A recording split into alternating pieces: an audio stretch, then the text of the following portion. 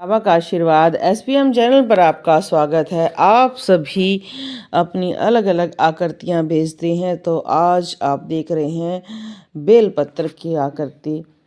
शिव भक्तों के दीपक पर बेलपत्र की आकृति बन जाती है, क्योंकि जहाँ शिव होते हैं वहाँ पर नंदी,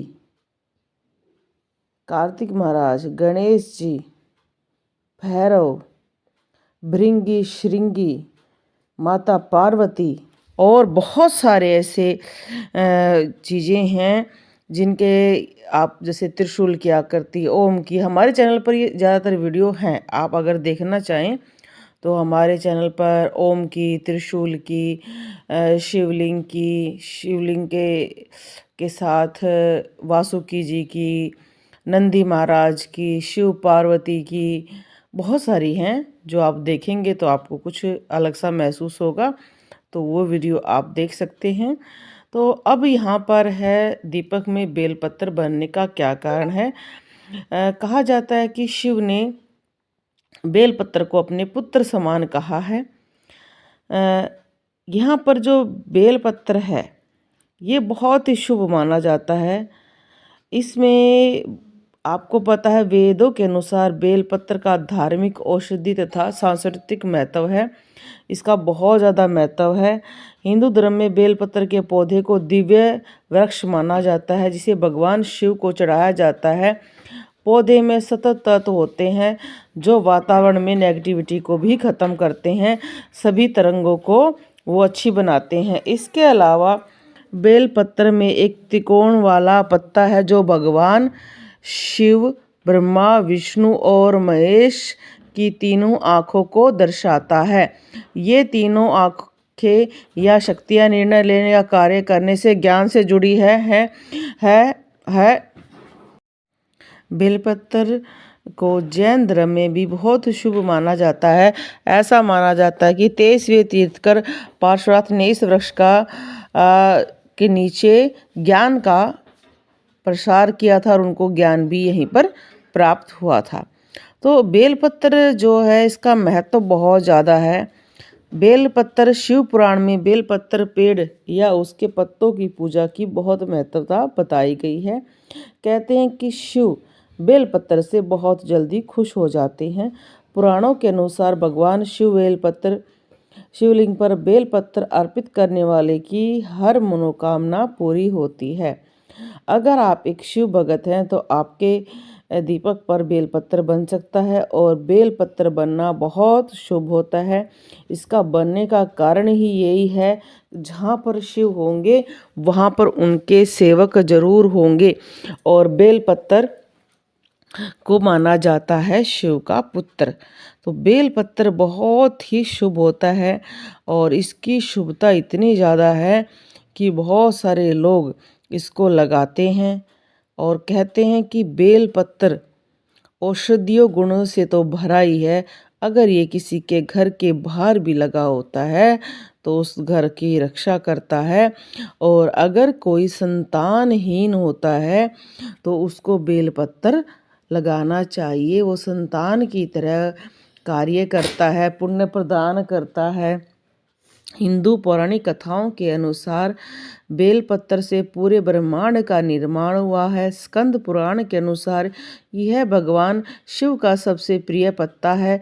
इस महापुराण में उल्लेख है कि एक बार देवी पार्वती के पसीने की बूंद मंदरांचल पर्वत पर गिरी थी, जहाँ से बेलपत्र का पेड़ निकला। इसलिए इसे माता पार्वती के सभी रूप माने जाते हैं, और तब से माता रानी इसे अपने पुत्र के समान मानती है, और शिव जी भी इसे अपना पुत्र मानते हैं।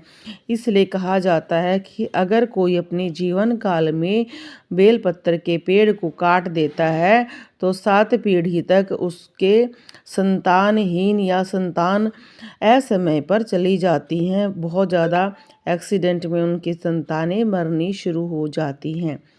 मिट्टी के दीपक से बेलपत्र की पेड़ की पूजा करना बहुत शुभ माना जाता है, और अगर आपके दीपक में स्वयं बेलपत्र बना है तो इसका मतलब शिव के जितने भी प्रिय पुत्र हैं जितने प्रिय सेवक हैं वो सभी आपके घर में शक्तियाँ प्रदान करने के लिए स्वयं आ गए हैं।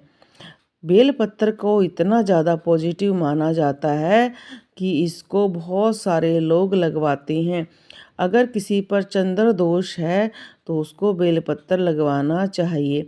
अगर कोई शिव भगत है और वो चाहता है कि उसकी शिव की भक्ति निरंतर रहे, उसे अपने जीवन काल में 11 बेलपत्र लगवाने ज़रूर चाहिए।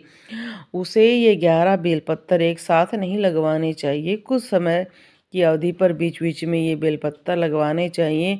उनका देखभाल भी करनी चाहिए, क्योंकि जब बेलपत्र बड़ा हो जाता है और उसके फल फूल सब पत्ते यूज करने शुरू कर देते हैं, तो उससे बहुत ही पुण्य मिलता है। अगर बहुत सारे लोग हमसे पूछते हैं कि जी ऐसा क्या उपाय करें कि हम जो पूजा पाठ करते हैं या कोई भी ऐसा उपाय बताओ कि जिसका निरंतर हमें फल मिलता रहे, तो मैं सदा उन्हें यही कहती हूँ कि अगर आप शिव भगत हो तो अपने जीवन काल में बेलपत्र लगवाना शुरू कर दो। ये जैसे जैसे बड़े होंगे और वैसे ही इनको लोग पूजा में यूज करना शुरू करेंगे। ये अगर आपके मरने के उपरांत भी अगर रहते हैं तो ये आपकी आत्मा के लिए भी उतना ही कार्य करते हैं, आपके घर की समृद्धि के लिए भी उतना ही कार्य करते हैं। बेलपत्र की महिमा बहुत ज़्यादा है, इसलिए कहा जाता है कि बेलपत्र का पौधा लगाने वाला कभी भी नरक का भागी नहीं होता है। अगर उसने बहुत ही ज़्यादा अगर बुरा कर्म किया होता है तब तो उसको नरक प्राप्त हो सकता है, नहीं तो अगर वो अपने जीवन काल में शिव को अपना गुरु मानकर बेलपत्र लगवाना शुरू कर दे, तो जैसे जैसे बेलपत्र बड़े होंगे उसे एक एफडी का फ़ायदा मिलेगा। जैसे एफडी में पैसे बढ़ते रहते हैं, ऐसे ही आपके पुण्य बढ़ते रहते हैं। इसलिए बहुत सारे लोग बेलपत्र मंदिर में लगवाते हैं। अगर किसी के बच्चे के कुंडली में काल सर्प योग दोष है या कोई भी ऐसा मरण योग बनता है, तो उसे अपने बच्चे के नाम से तुरंत बेलपत्र लगवा देने चाहिए और इस बात का ध्यान रखना चाहिए कि वो बेलपत्र बड़े हों। अगर वो सूख जाते हैं तो आपको वो पुण्य प्राप्त नहीं होता है और वो जैसे बड़े होंगे उनकी पूजा में पत्तियाँ सब कुछ यूज होगा। आपके जो बच्चे के ऊपर संकट है वो कटता चला जाएगा। हाँ, कभी भी इस बात का ध्यान रखें, बेलपत्र कभी भी नहीं काटना चाहिए। जो अपने जीवन में चाहे आप शिव भगत हो या ना हो, बेलपत्र काटने से बहुत हानि होती है।